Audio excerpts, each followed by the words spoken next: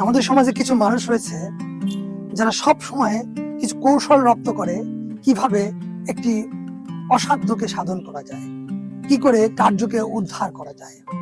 যার মেধা নেই, যোগ্যতা নেই, তিনি কিন্তু বিশেষ কোনো কার্য উদ্ধার করতে পারে না, অসাধ্য সাধন করতে পারে না।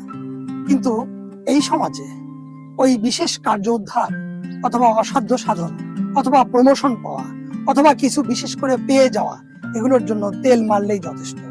একদম খাঁটি তেল যদি বসদেরকে দেওয়া যায় অথবা ওই কাজটি তাদেরকে দিবে, তাদেরকে খাঁটি তেল দেওয়া যায়, তাহলে ওই কাজটি হয়ে যায়।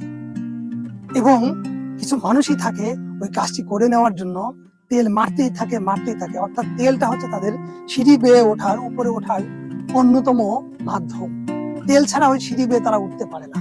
আর কিছু মানুষ আছে অপর দিকে, যারা সিঁড়ি বেয়ে যোগ্যতা দিয়ে, মেধা দিয়ে সিঁড়ি বেয়ে ধীরে ধীরে ধীরে ধীরে উপরে উঠে যেতে চায়, উপরে উঠতে পারে, তারা কখনো তেল দেয় না। তাদের কাছে কোনো তেল থাকে না, তাদের পকেটে কোনো তেল থাকে না। তেল মারতে তারা জানে না, ওই কৌশল তারা রপ্ত করে নাই, ওই কৌশলে তারা আগায় না।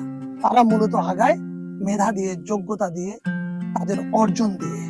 এবং সমাজে এই সব শ্রেণী যারা যোগ্যতা দিয়ে, মেধা দিয়ে সামনে এগিয়ে যায়, আমি তাদেরকে সবসময় স্যালুট করি, স্যালুট দেম।